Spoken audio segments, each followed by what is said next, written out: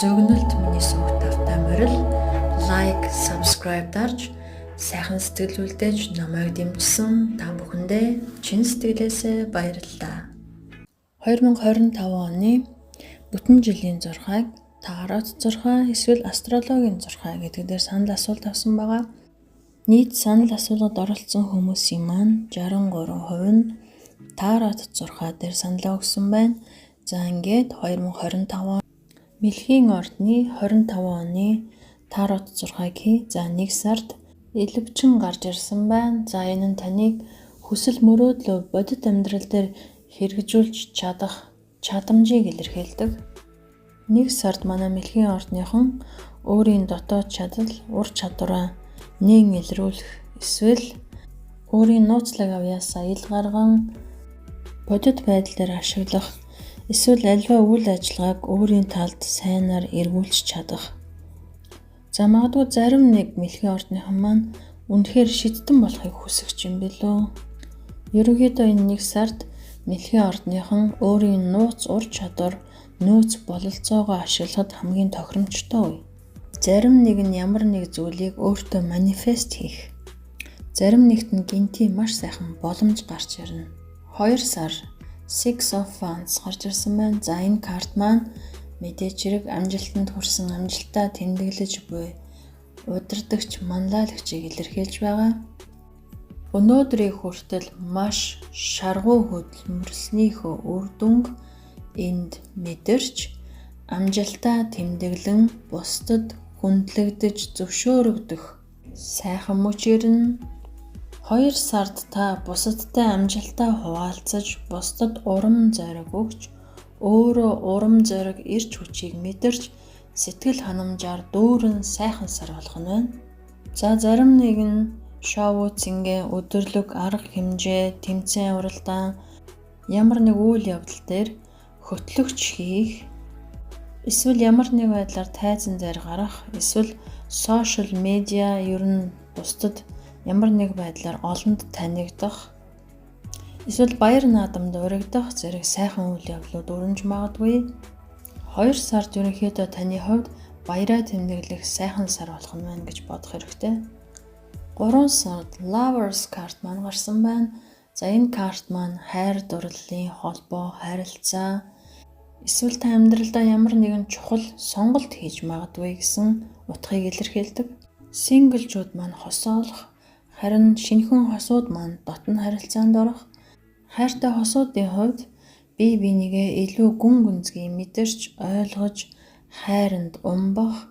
За эсвэл та ямар нэгэн чухал сонголт амьдралдаа хийх гэж байгаа бол сэтгэл зүрхнээсээ зөв шийдвэр гаргаарай гэсэн мессеж нэг талаасаа.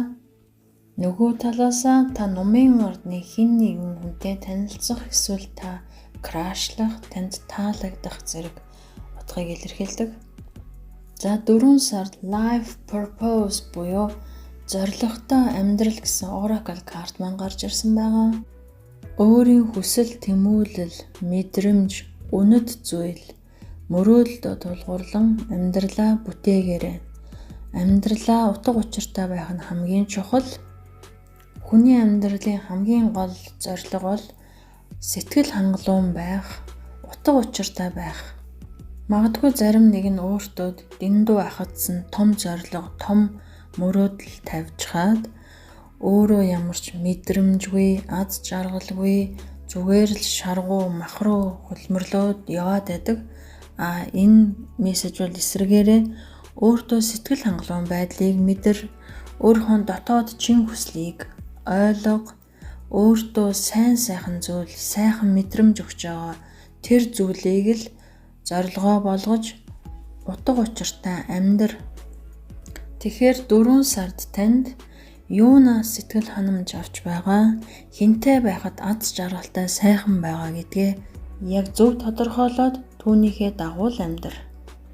5 сар Queen of Swords гарсан байна. Энэ карт нь өөрөө бодит байдлыг харж алсын хараатай ухаалаг эмэгтэйг илэрхийлдэг. 5 сард таныг болжгүй үйл явдалд сэтгэл хөдлөлөөрөө хэтэрхий мөрөөдөлтэй автаж биш бодит байдлаар зөв дүгнэх, үнэн шударга байж тодорхой, зөв, эрүүл харилцааг эрхэмлэх, өнгөрсөнд авсан шархаа эдгэж, өөрийн дотоод хүч, эрчим энерги улам илүү сайжруулж, бусдад хараат бус байдал дээр анхаарч, 5 сард алс ирээдүгээ бодсон зөв шийдвэр гаргах хэрэгтэй гэж зөвлөе. Харин 6 сард өнгөрснийг тавьж явуул гэсэн карт гарч ирсэн байна. Хэрэв та өнгөрсөнд хэн нэгнийг гомдоосон бол өөрөө хэн нэгнээс гомдсон бол одоо гомдлоо тайлах бясалгал хийж өөрийн дотоод сэтгэл зүрх, өөрийн оюун бодлоо чөлөөлж өнгөрсөн хар бараан дурсамжийг арчиж өөрийгөө бүрэн уучлах хэрэгтэй. Өнгөрсөнд болж өнгөрсөн бүх зүйлийг мартаад одоо эндээс би шинэ хүн болсон, шинээр эхлэн шинэ сайхан зүйл намайг хүлээж байна гэж өөртөө хэлэх хэрэгтэй. Өнгөрсөн алдаа, дотоод сэтгэлийн шаналл, гомдол таныг ирж хүчгүй, амархан ядардаг, уур омог ихтэй, гомдомтгой, бусадтай тааламжгүй харьцаатай, нойр дутуу, ирч хүчгүй болгодог учраас энэ бүхнээс өөрийгөө суллаж, өөрийн дотор байгаа энэ бүх зүйлээс чөлөөлж, өөрийгөө эерэг байлгаж, сэтгэлийн амар амгалан гэдэлж өнгөрснийг зүгээр л тавьж явуул. Харин 7 дугаар сард зүрхний чакра гарсан байна. 6 сард өнгөрснийг тавьж явуул гэсэн. Тэгвэл 7 сард зүрхний чакратайгаа ажиллах хэрэгтэй.